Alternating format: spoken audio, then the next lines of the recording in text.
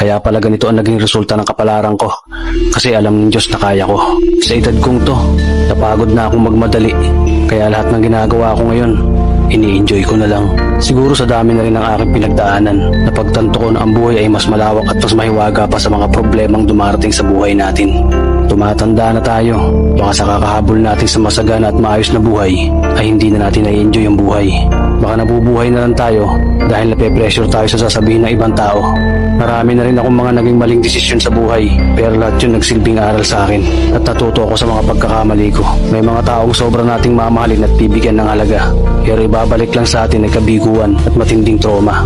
Kaya wag nating lilingunin ng mga taong tulad nila dahil mas payapa kapag hindi ka na interesadong malaman pa kung ano pang balita sa kanila.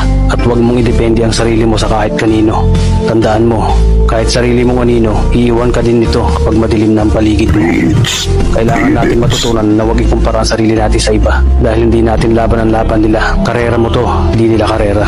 Dahil ang buhay ay hindi naman nasusukat sa kung sino ang mayaman, kundi kung sino ang payapa. Kaya galingan mo lang palagi, tol.